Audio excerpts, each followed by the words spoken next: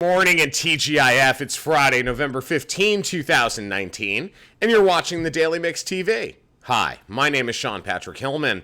So after announcing 96 store closures last week, Sears is engaging in another round of layoffs.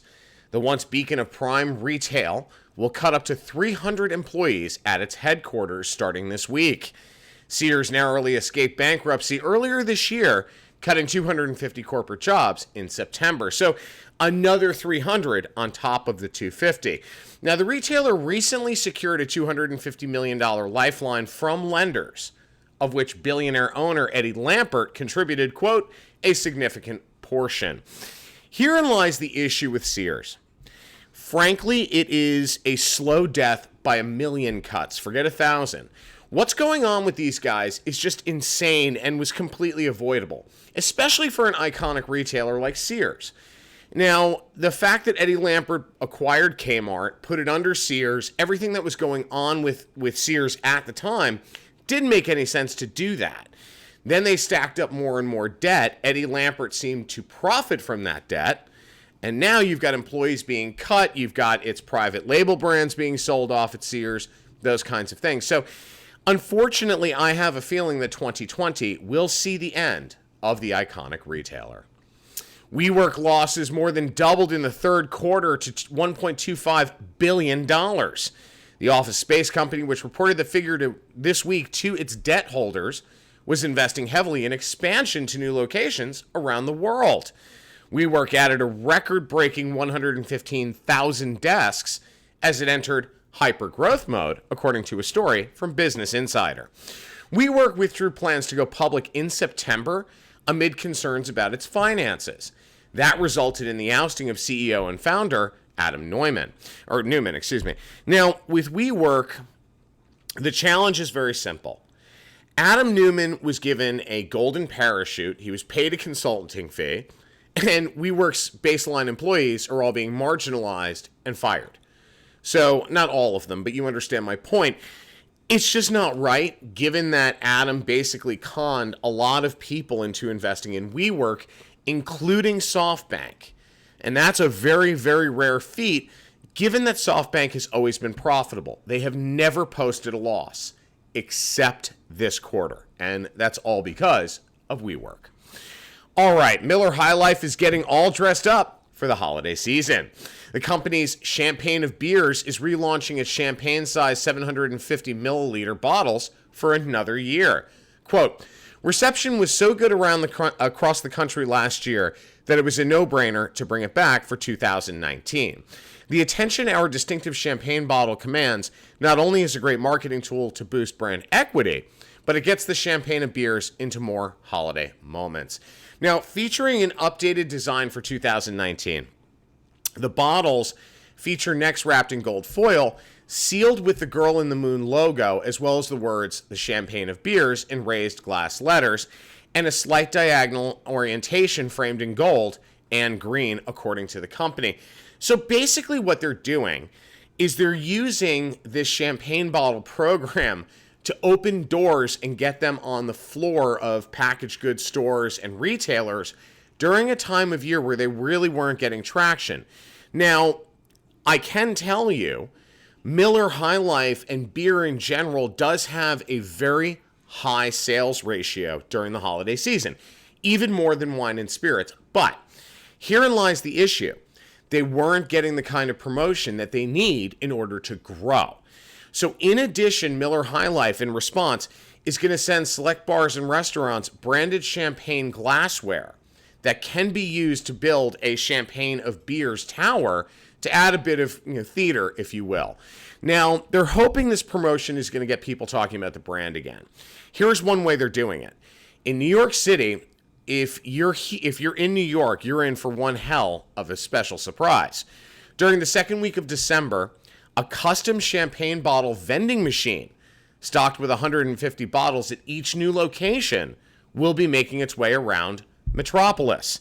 The bottles will be free to consumers on a first-come, first-served basis. Now, the champagne bottles are expected to retail around $3.49, and they're already being rolled out.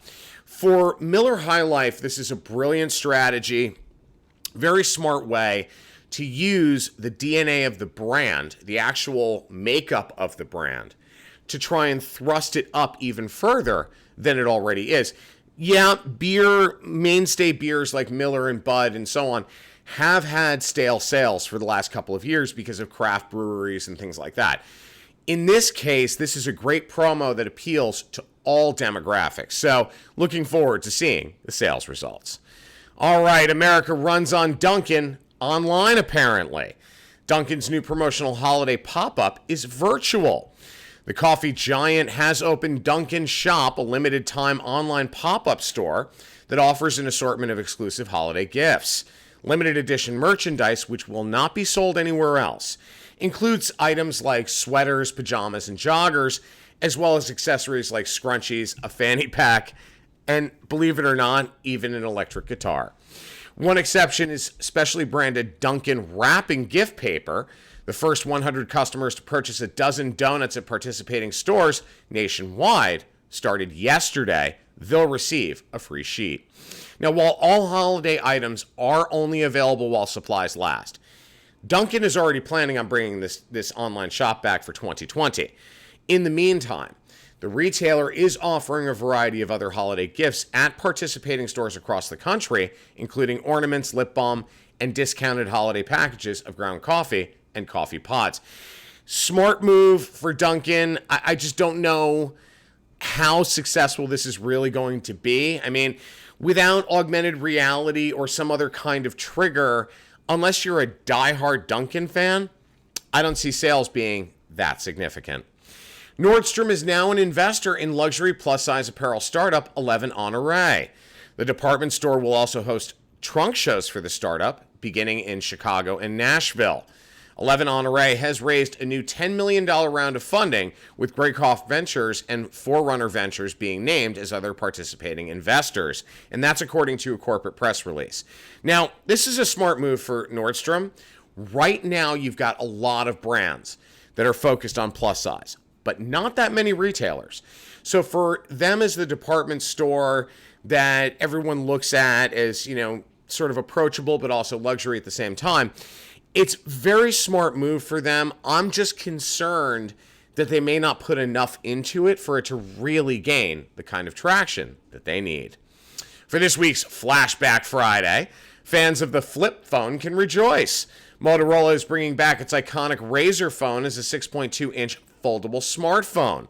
Although the cost, that's a doozy. $1,499. The phone goes on sale for pre-order in December in Europe, according to Bloomberg, and exclusively to Verizon's U.S. customers ahead of its official launch in January. It's the latest effort by Chinese-based Lenovo to, quote, build brand awareness. And the phone will be the first really foldable phone on the market in a long time. Remember, the original RAZR sold over 130 million units before Apple launched the iPhone in 2007. Unfortunately, with smartphones, what you had was a collapse in the foldable phone market. And iPhone certainly led the way in that back in 2007. But you can't forget the popularity of RAZR and what happened. I mean, this was at a time when mobile phones were starting to really boom as a business. The pricing came down. It became more approachable. It allowed more consumers to be able to start up mobile plans, those kinds of things. And at the same time, and it was an exciting time for the mobile sector, at the same time, you had these companies starting to develop smartphones. So Apple in 2007, you had Windows smartphones for a while out of HTC.